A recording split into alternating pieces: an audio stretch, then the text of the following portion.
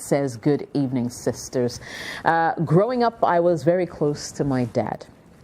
He really loved me, but all of a sudden, it all changed. He started withdrawing and became irresponsible. It was so bad that my mom had to steal his money for my SHS fees. Anytime he noticed his money had been taken, he would beat up my mom mercilessly. My parents separated along the line. Since then, my dad and I have never seen eye to eye. Anytime I went to visit my dad, we had heated arguments. Anytime I call him and he asks me who I am, he will ask me who I am because he lost my number. He never calls to check on me. Just recently, we met at a funeral and he threatened to make my marriage process very difficult when the time comes. I'm dating this wonderful guy now and we're planning to get married. The thought of going to see my father with my boyfriend annoys me. I don't mind just going ahead to sign in court, but is that a smart thing to do? What should I do in this situation, dear sisters? Alrighty. Let me see, Olivia. I'm shooting this to you. Any advice for the lady? Oh, wow. It reminds me so much of my own very personal story as well. It's very, very similar, excluding the abusive part. I mean, thank goodness I never saw my dad slap my mom, but I mean, it's I could so relate to what she's talking about. Okay, so first things first, you want a solution. Okay, if it's any consolation, I never had like a lavish wedding, a big, wedding. My hubby and I literally went to the registry to sign, and it was literally his family and then a couple of my friends. I mean, that's how crazy it was. And there was no way we're going to live, in adultery and all of that. Long story. But I mean, if it's any consolation, that's what we did. But in my case, my dad just said to me, if I've been able to take myself through school and, I've been able to sort out myself, he doesn't want to know. And he didn't care and he didn't know. And this was a man who loved me to bits in the beginning, just like you. I mean, he would do whatever, anything for us. And along the line, I don't know, we all don't know what happened. He just wasn't interested in just taking care of us. Crazy messy. But hey, look at me today. Today it's been over 18 years. I'm married and I'm happy. No stress, no wahala. So check, you just hear me out. This guy, okay, your dad is not out of town the way my dad was. Your dad is around. So this is what I think. As much as I know it hurts you, it annoys you just to go and see him and, just do what you have to do, okay? Give him that respect that is due him. For me, like I always say, the Bible says, honor thy mother and thy father so that thy days will be long. So just give him that honor and that due respect. Whatever he decides to do with it will be on his head. By all means, get your mom involved, get family involved, do the right thing, and go and see your dad and sort of tell him that this is where you're heading at.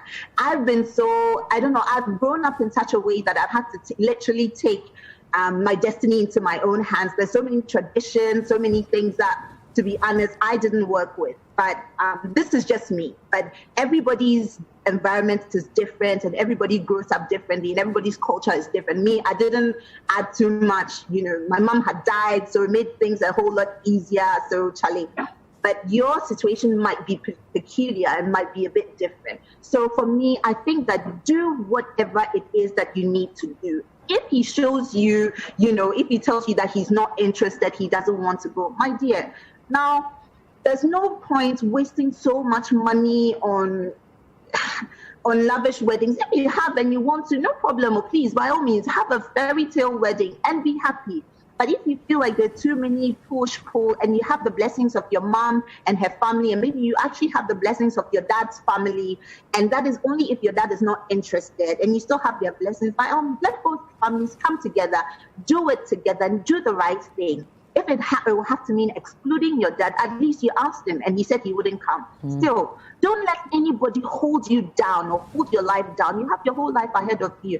And please take away every bitterness in your heart and be happy. Life can be beautiful. Life can be amazing. There are just bitter people, sad people out there. Don't let them take away your joy. So, but by all means, like I said, do what you have to do and then move on with your life. If your fiancé thinks that, Charlie, you guys don't mind, you want to have like a marriage in the at the registry, it's simple, easy. You still have so much money. You can have an amazing honeymoon and you can still have a lot in the bank that you can use to start up life. So at the end of the day, it's both of you and what you agreed on together. But by all means, get both families involved so that at the end of the day, when you're looking back, you have some kind of reference or like a good support base to work with. But there's nothing that should stop you and there's nothing that should make you happy. It should not make you happy in living your life to the fullest. So, Charlie, you do great things, so don't worry, Clara. Cowrie. All right, Gail, let me come to you. I didn't see that. Yeah, you're waiting for this with Rosina, right? Let me come to you. What do you think? Wow. For me, I have a big problem with the way our culture is when it comes to the marriage thing. Family is supposed to support, not to choose for you or decide for you, even against like your own wishes. When you're going to get married, you're not a kid. You're an adult. You decide that this is the person I want to be with. They're just supposed to support you. But they make it look like if you go against them and you choose what you want or you do what you want, then things are going to go bad. And then when it goes bad, then it's going to be like, yeah, you didn't listen. We told you so, yeah. Relationships are not guaranteed to last. It's hard work. It's work. And so they shouldn't make it look like if someone made a mistake by choosing the wrong person, they can't come back home and be like, hey, I made them. Let people make mistakes. Because as long as there are two different people, coming together, there will always be some, off moments and stuff like that. So having said that, yes, our tradition says that we need to involve especially the father and the mother. But there are people who've had relationships or marriages where there was no family involved. They did their thing and it was okay. So if your dad has said he doesn't want to have anything to do with you, I don't think you have to go against all odds and just make sure he's there. Maybe he hates you. Maybe he hates something that your mom did, and so he's taking it out on you. So no matter what you do, he's never going to accept you, and he's told you. So it's and when it comes to these things, it's a two-way street. I want to have a relationship with you. You don't want to have a relationship with me. I got to move on with my life. Exactly. Yeah, so I don't need you there. I'm not. So if she said the last thing I heard was she said at a funeral he actually threatened to. Yeah, that he was going to. I'm not going to come to you anymore. And it's not about because their fathers and mothers are equally human beings. They make mistakes as well. So we shouldn't put them on that pedestal. It's like they don't make mistakes. They know everything. They make mistakes as well. And I'm not saying anybody should disrespect their parents, but I'm saying that it's a two-way street. It's like the relationship has to be both of us wanting to have it together. It shouldn't be one-sided. Right. And so if you don't want to have anything to do with me, I just have to go ahead and do my thing. I don't need you to be there to have a beautiful marriage or whatnot. And as Olivia said, you can just go and sign. It's still accepted. It's still legal. Still valid. So that's what I think. I think whoever it is should just.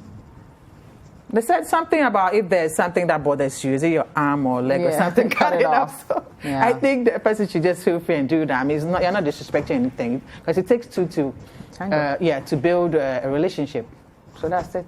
All right, Rosina, I think. What are your thoughts? Along similar lines, is all I would say is that I think it's a bit unfortunate that you would have a child who wasn't requested to be born.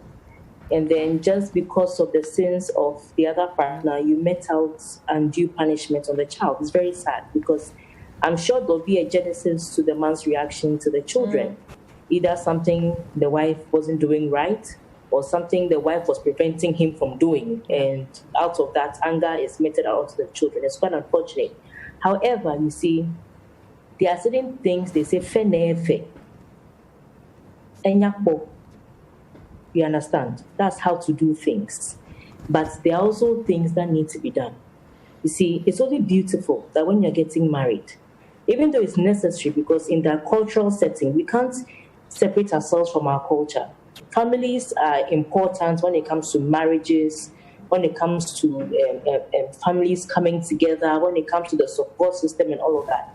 However, it's actually a privileged position to actually be alive and give your daughter or your son away to somebody. As a father, it's a privileged position. Look, do you know how many men, when their children don't allow the women, when maybe they were unfair to their daughters and their men, the fathers, the children do not allow their fathers to give them away? Do you know how it hurts? So it's actually a privileged position. Now, the man has told you categorically clear. Anytime you call him, look, who are you? I don't even have your number. It means that he has deleted you from his life, his memory. As far as he's concerned, you don't even exist. Yeah. He made sure at a funeral, he made sure he drummed it into your head that not only does he say you don't exist, that when you're getting married, I'll make life very miserable for you. Now, if somebody has told you that if you come to my compound, I'll shoot you with a gun. There you go. If you move into that compound and they shoot you, you have yourself to blame. You see, when you're into relationships, sometimes the other party may not understand the true dynamics of your family setting. And because they don't understand the true dynamics of your family setting, don't try and open up everything to them. Look, you take him to your house, and then your father will say things, will do certain things. Then the man will now start thinking, Charlie, all I'm saying is that, look, like Olivia said, when she realized that her father wasn't interested, it's not like she ignored the father. The father said, I'm not interested. She gave him the opportunity. She went ahead and did it. She's been in it for 18 years. If he came along with a case, I'm sure that ended after 6 months. Or for X number of, whether 18 or 12, I'm not sure. But yeah, she's been in it for over a decade. And from the look of things, it doesn't look like it's going to end anytime soon. You understand? Yeah. Now, there are people who have been married with the full blessing of their families. So they've knelt down. The families have blessed them and tattoos on their head. And they were broken after 3-4 months. You see, so like you said, relationships are not guaranteed to last. It's all hard work and energy, time, all the energies that you put into it. And that's what's most important. And you should take lessons from your past, your parents' relationship, and make sure that you form a respectable bond with whoever you are with, so that you don't do the same thing to your coming generation. That's what's most important. So like Olivia said, you would love to give him the opportunity. You love to involve him. However, if he's not interested, he's not interested. Don't push it.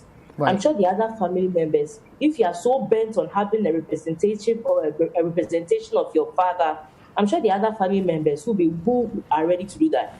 I know a friend whose mother's brother actually played the part of the father. And it's okay. I mean, some of these things, they are just symbolic. So if you want to still go through the traditional process, you still want to go through the whole thing, I'm sure there are people, in this day and age, there are women collecting a kunta sekan. In this day and age, there are women even giving away their awards in marriage. Yeah. So things are evolving over time. You want to stick to tradition, okay. You want to do things fair, okay. But the man doesn't want to be in your life. Don't force him in your life. You would even if he agrees to come for the traditional marriage, he will probably misbehave. I had a case in point where the man came for the traditional marriage, and then during the process, something happened, and in the middle of the traditional marriage, the man said, "My sister, my drink, me." Wow. So it was a whole family talking. Then he just came to disrupt the whole exercise. So all I'm saying is that, look, sometimes certain things are beautiful. Culture makes it rich. Fair, it's exciting, it's nice. So those whose parents are dead, have they not gotten married? They have. So in this case, the man is dead to you because you are dead to him. You can try, but if he doesn't want to be part of your marriage, don't make him part. Don't involve him. Just don't involve him. That's it, period. Yeah. Just cut him out, and then do what you have to do, and then there's a lot of energy that needs to be put into your marriage to continue your generation. So save that energy for that, and forget about what's done. Okay. I agree with all you ladies, Charlie. No long talk. The man doesn't want to be part of your life. He's going to make your marriage difficult. okay, so just go ahead without him. Yeah. I know it's a bit because of where we live Yeah. and how things are done, our culture. But at the end of the day, you can't force people to be a part of your life, So I'll That's try right. and squeeze in one last message. We're out of time, but let me do this. Maybe I'll give the ladies 1 minute each to address this. Yes, if that's possible. Make it possible. So a 26-year-old lady says she's met a guy, or she met this guy through her mother. Now, his mother thought we would be good together and decided to hook them up, essentially. So it says, I've been with him for about 2 years and he doesn't seem interested in me. He doesn't call, he doesn't text, he doesn't show interest. But his mom thinks I should wait for when he's ready. Is it wrong for me to see someone else since I don't see where this is going? Gail. 2 years. I mean, like, why should someone? I don't like it when the mothers, they do that. You have to be together because if you like the person, that's you. It's up to me to also like the person based on whether we have the same standards, we have the same goals, or we are compatible and all of that. I have to learn that by hanging out with the person or interacting with him, not you. Yeah, but she seems interested though. It looks like it's the guy who's not interested. But people forget his that. mother says, wait, he People will come forget around. that relationships is not a one-sided thing. It's not a charity or a solo project. It's the two-way. I always say it's a two-way street. Okay. So if you guys are not connecting that way, I mean, just find somebody else. That's All it. right. Yeah. Okay, Olivia, let me Yeah. come to you real quick. 30 seconds. Yeah, if after 2 years he's not connecting, there's no way he's connecting in 30 years. So Charlie, forget it and break it up with him now. And then be polite to the mom and tell them, Charlie, I know that you really wanted the best, but I don't think it's gonna work. Just break it off and then start a new relationship, clear, clean, and beautiful, and you're good to go. Rosina, you have the final word. Nothing wrong with linking two people up, but the decision is yours whether you want to stay in it or not. Yeah. The chemistry is not there, connection is not there. Don't waste your time. Charlie, time is precious. Move on, get something for you, and then enjoy what's for you. Don't hang on to this. It's not worth it. All right. Thank you very much for watching, ladies and gentlemen, and of course to you ladies for making time Thanks once for again having to me. be on the show. Gail, it was really exciting with you. Don't forget, you can send your questions ahead of time always to Jessica@citifmonline.com or find us on Facebook at Sister Live. That's LIVE. Search for us, like our page, send us a DM, interact with us. We have lots of conversations on our page and we'll love to hear from you. My name is Jessica. Thank you to Lydia because they've given us the power to control our lives. Because with Lydia, you truly decide. Thank you so much for watching Sister on your favorite Citi TV. Now, don't forget, if you want some more exciting content, you can always subscribe to our YouTube channel. We call it the Citi Tube. And don't forget to click on the bell to receive notifications for fresh updates. Sister, every Friday at 9 p.m. only on Citi TV.